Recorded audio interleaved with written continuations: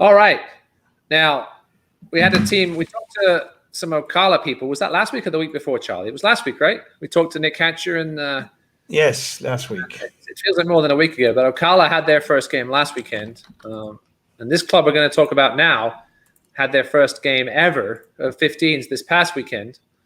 And that is SOflo RFC.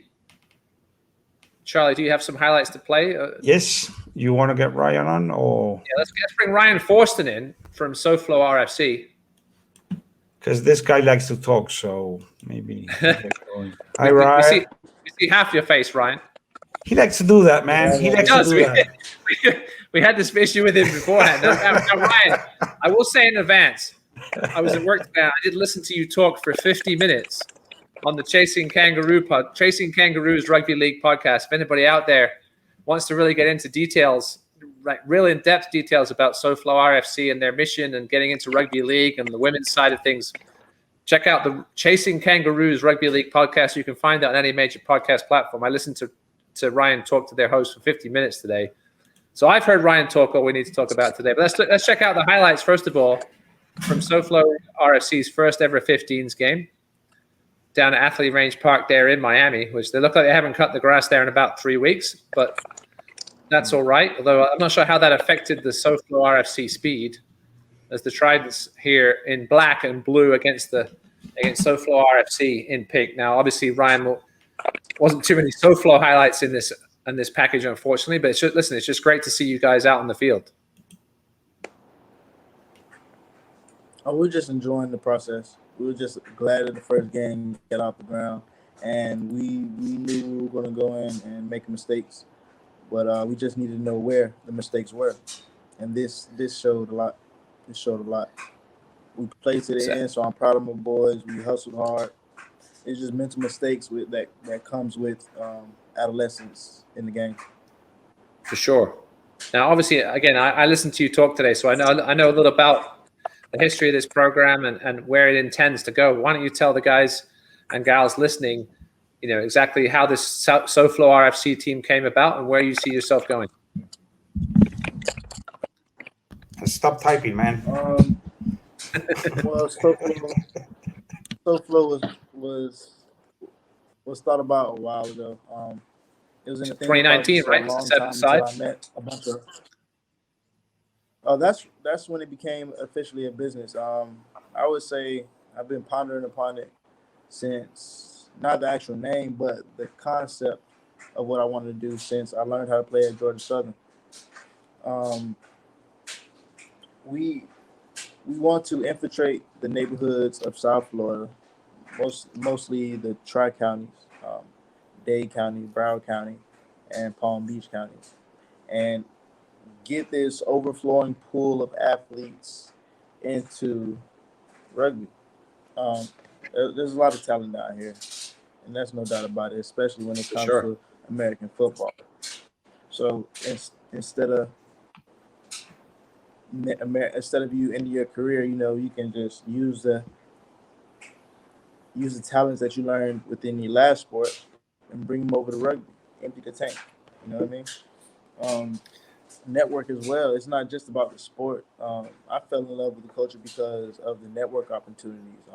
When I first came down here to play with the Miami Tridents, they brought me in. They showed me the do's and don'ts of a lot of things. They showed me a good time. Try to show everybody a good time. That's no doubt. Everybody knows that. Yes.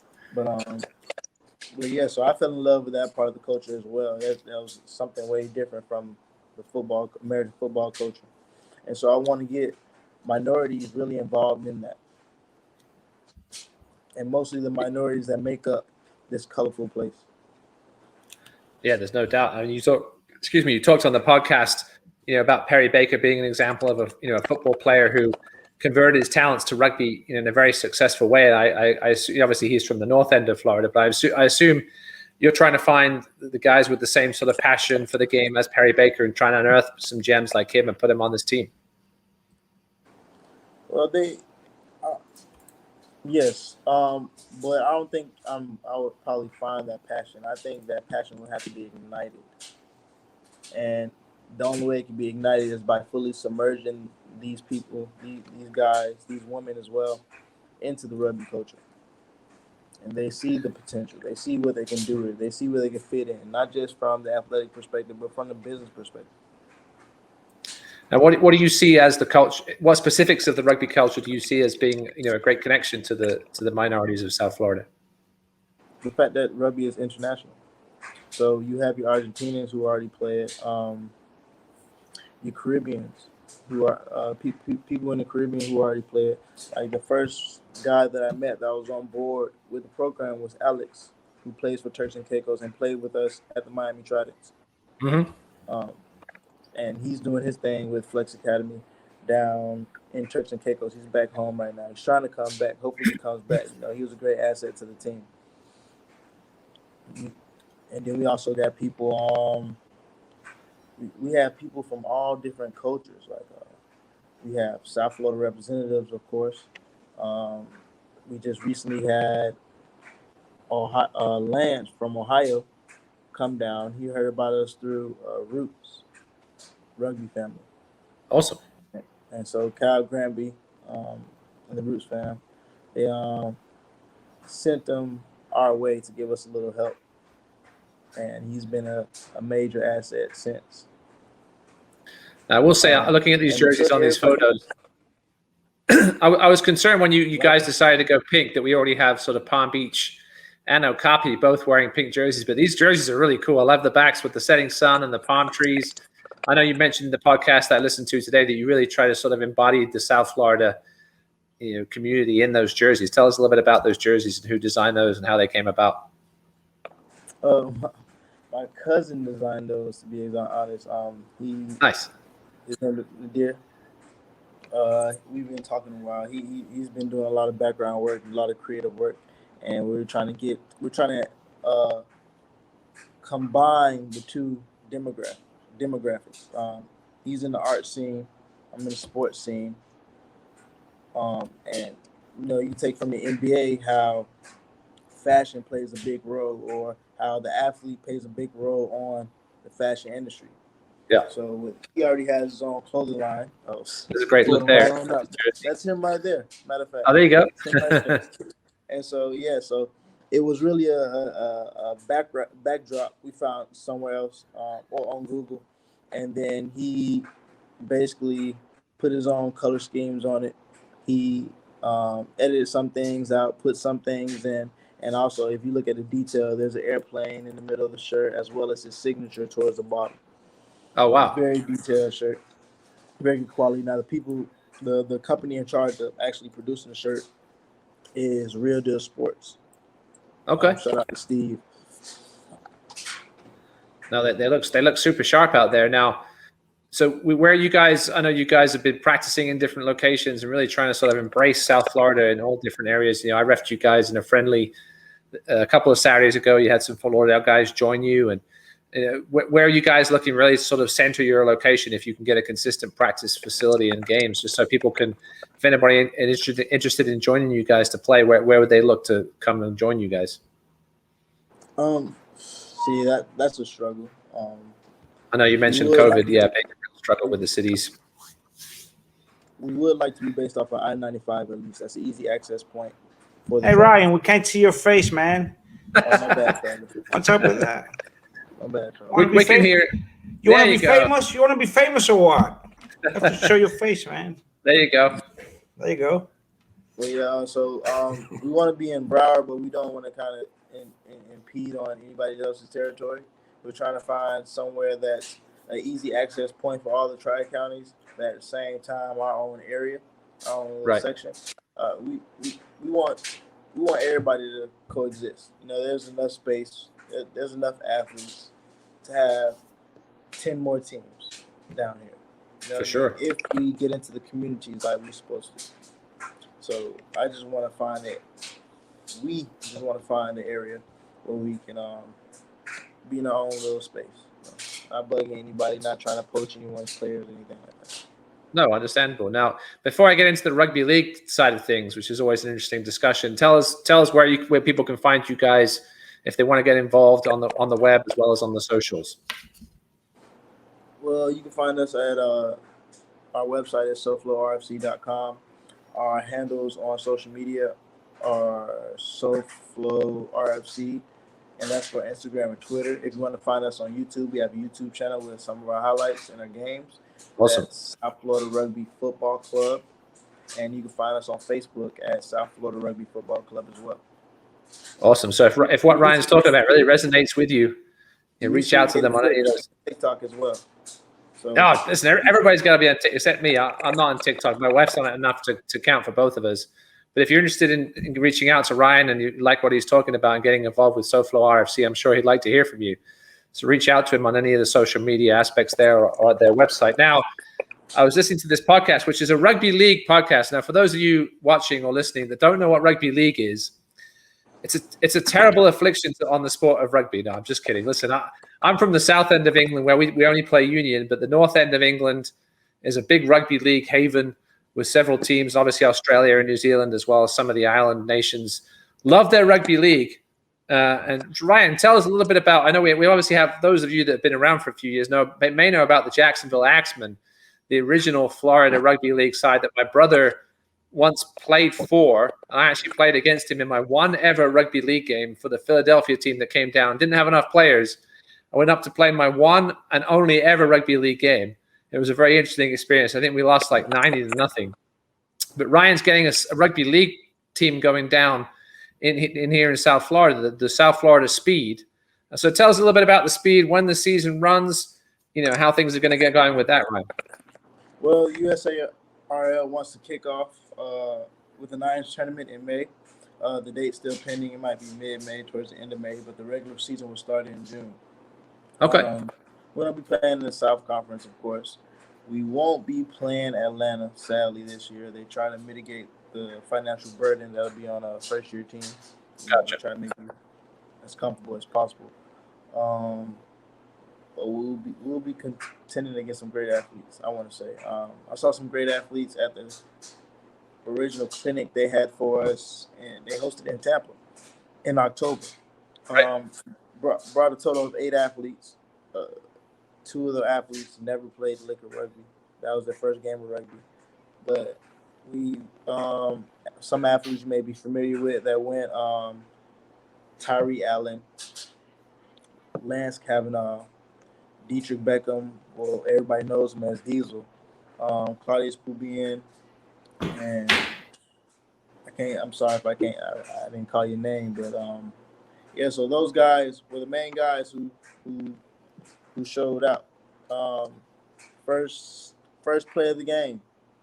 Well, first of all, they had a clinic for us, and then they had a scrimmage at the end. So nice. We put all our skills together and show what we know. And the reason why we were at this clinic in the first place was so that some of the team owners can see how efficient we can adapt to the game and if we can play and if they would like us to play. First play of the game, Diesel takes someone out the game. Now, I don't glorify, taking someone out the game, but it just showed everyone else. It had the crowd on their feet and showed the coaches that we were not here to play. We were not here to play. Second occasion, there was Lance with an assist. Lance with a pass to Claudius, and Claudius with an assist to Winger. I turned around and threw my thumbs up at the owners. I was just really promoting the team. I was on the sideline for a while because I didn't want to get in. I wanted to make sure I hyped my team up. Make sure the owners are paying attention, make sure the crowd is paying attention to what we're about to do. Surprisingly, Tyree didn't get in. They didn't choose him to get in at first. But once I brought it to coach's attention, Coach Rocher, who coaches USA Hawks as well, yeah, Tyree got in. And off the bat, first play, they kicked the ball to him or they passed it to him. It was one or the other. It was either kick or a pass. And you know how Tyree does. He takes it all the way home. Is Tyree the one that played in the 10s? Who was the one that played down in Bermuda for the 10s? Yes, sir. Tyree Allen is the one that played in the 10s. Tyree, okay. For the Miami Suns with Matt Core. And that's right. I think there's another Florida guy on the team as well. But awesome stuff. The second play, he takes it back down 75 meters. Iffy out call, but gonna go with what the ref said, but we brought a gift and he just put the bow on top, sealed it up, and the owners gave us a thumbs up and said you'll be hearing from us in January. Come January when the AGM comes around, they voted us in unanimously, all teams. Good stuff, mate. Well, I think rugby league is going to be a great option. It doesn't conflict with the union schedule. Again, it starts in May when the union season is over for most people. Listen, not everybody likes sevens. I think having a rugby league team down here is going to be awesome. I think we're up to 4 or 5 teams now in Florida with Jacksonville, Tampa. I think Lakeland has a team as well as the team down in South Florida, down in the Naples area. So 5 total teams coming from one for many years shows how popular rugby league is. So if you're interested in perhaps playing rugby league this offseason, obviously we haven't played a whole ton of union over the last 12 months or so. So I'm sure there'll be some people out there dying to just keep playing the contact side of things it'll be 13 aside as opposed to 15 aside. But for many people, it's a game that may appeal to certain, especially the football players, I think, just because of the way after a tackle, everybody kind of resets. And I think it really shows the natural talent of some of the athletes we have down here. So I'm looking forward to seeing how the rugby league thing comes out, Ryan. I'm excited that you guys are taking this by the horns and really running with it. All right, thank you. Appreciate it. Appreciate it, Ryan. And Ruggerfest coming up on February 20th. I hear SOflo is entering a team. We are there. We've entered a team. Excellent. So Ruggerfest 10 aside. 10 aside for the first time ever. So I think SOflo is going to be one of those teams. I remember you mentioned on the Rugby League podcast, which if anybody wants to check it out, it's called Chasing Kangaroos, available on all major podcast platforms. You can hear Ryan talk for over 45 minutes about his passion for rugby and the club and his plans for the future with SOflo RFC. But I think you're one of those teams that nobody's going to want to play against. they don't mind playing for, but they're not going to want to play against. I think you'll have a real impact at Ruggerfest with the 10-a-side side of things coming up. And there's, Charlie, you might be spoiling some news here, Charlie. with some potential pool. Anyway, let's just look at the teams that are coming in on Ruggerfest. These pools may well change. Yeah, we've got some serious teams coming into Fort Lauderdale in less than 2 weeks with Life, Green Bay, the Dead Pelicans, which is a team from California featuring some Cal guys and some Belmont Shore guys. You've got the Stormers, which is obviously the Florida 7 sort of all-star team. You've got Boca with 2 teams entered. You've got Maggots coming down from the Montana area, Connecticut Gray. Who knows what to think about those? But these pools may well change. So but you can at least take a look at some of the teams. We're up to 20 teams now for Ruggerfest, which is awesome. So we hope to see many of you out there on February 20th at Mills Pond Park. Well, Ryan, I appreciate you taking the time to spend with us this evening, and hopefully you guys keep growing in numbers and growing in experience over this union season. I look forward to – I'm not saying I'm going to referee any league stuff, but I'm definitely going to come out and check you guys out once you guys start playing this summer. Ryan, when is your next game? Let people know when is your next game. It's this weekend against Okapi. Okay. Pink versus Pink. The Pink Derby. Now, actually, Okapi men are going to use the new jerseys, the black ones with the lightning thing. Oh, fancy. That's good. All right, Ryan. Well, awesome stuff. Now, the shirts look great. The logo's great, and the future of this team is great. I look forward to seeing you guys out on the pitch soon. Thank you, man. Yeah, cheers, Ryan. I look forward to seeing you. Thank you for featuring us. Bye-bye. Of course. Bye. Good stuff there with that. As you said, Charlie, Ryan can talk. He'll talk rugby all day with you if you want to. Yeah. Guys, he's been playing since he's in college and loves to promote that team, and for good reason. They're providing a great opportunity for many of the the minority communities in South Florida to get out there on the rugby field. Come and check them out on February 20th. So 2 Saturdays from today out at Ruggerfest. Come and chat with Ryan if you're interested at Mills Pond. It's always really nice to see somebody like pushing so hard as he does, to bring more rugby here to Florida. Listen, so more rugby the better. Well. Yeah, I echo Thor's comments there. Thanks to Ryan for coming on. I'm sure we'll talk to him again later this season at some point. As Charlie posted in the comments on both YouTube and Facebook, if you want to come on and talk with us, have anything to bring up. I know the Daytona coach had some comment fun over the last couple of weeks. and wanted to. And I tried to get him on with us, but he said he would get thrown out of the union if he came on and really said what he really wanted to say about things. But if anybody wants to come on and have anything to discuss, please jump on. Get yourself a pair of headphones so we don't have any echo issues, and join us here on the TFR or TFRO. It's